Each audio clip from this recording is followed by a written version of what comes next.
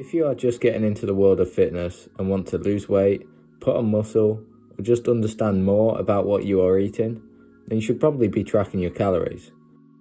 But what actually are they? Calories are a measurement of the energy content of food. Our body needs calories to function properly. However, the amount varies for everyone. The average woman needs 2,000 calories a day, whereas the average man needs 2,500. Calorie requirements depend on the amount of energy we expend each day. So if you're more active, then it's likely that you'll need more calories to maintain your weight. To find out your maintenance calories, a BMR calculator can give a rough estimate, and I will link one in the description below. However, the most accurate way is to record your weight Monday morning and precisely track what you eat each day, and then divide the total amount of calories across the week by 7 to give you your average daily intake.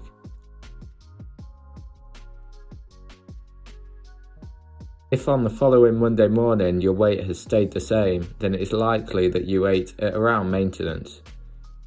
If it increased, then it's likely that you ate above your maintenance, so try eating around 200 calories lower the following week.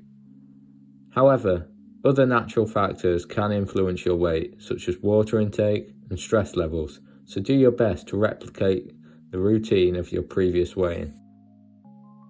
There are 3 macronutrients that these calories can be comprised of: carbohydrates, fats, and protein. For every 1 gram of carbohydrate, there is 4 calories, and the same rule applies to protein. On the other hand, fat has 9 calories per gram, but this does not make it a bad source of calories. In fact, fat and protein are essential macronutrients, whereas the human body does not necessarily need carbohydrates to function. However, many people function better with some level of carbs. I think tracking calories can be very useful for most people, especially those invested in fitness. Even if you do not have a specific goal, it is important to see what you are actually putting into your body each week. So I would recommend tracking your daily food intake for a week once every 6 weeks. When I began tracking, I made many mistakes. First mistake I made was not actually weighing the food. This may seem like an obvious thing now, but at the time, if I had a bowl of pasta or an omelette, I would just type this into MyFitnessPal and I thought that's exactly what I had. However, the calories in a bowl of pasta can vary drastically depending on the amount of pasta in the bowl and the additional ingredients added to it. So what do I do now? Now I weigh out all the things I use when making my pasta.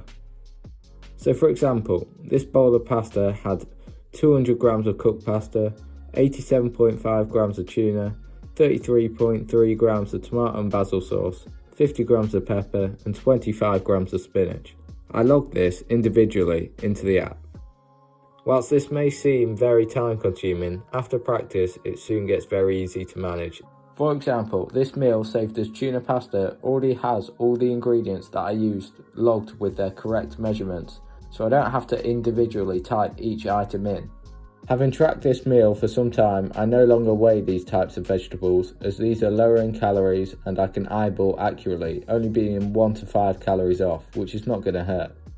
I do, however, always weigh the sauce, tuna and the pasta, both uncooked and cooked, and use the cooked amount of pasta as my final measurement, as this is ultimately the final product. It's important to be aware that the weight of food can change when cooked, and so you must log the food however you weighed it, whether that be cooked or uncooked. It doesn't matter which one you do, so choose whatever is easiest for you, and the most important thing is that you are consistent, and so I always log the cooked amount of pasta. Another reason I recommend MyFitnessPal is due to its barcode feature. This allows you to easily find the actual food you are consuming on the app. For example, if I were to type 100 grams of oats, then there are several different results that come up, which can vary by over 100 calories. However, scanning the barcode and checking that the macros are the same as what is displayed on the nutrition label ensures that you are accurately recording what you eat. My final advice, if you're wanting to track your calories as accurately as possible, is to eat whole foods.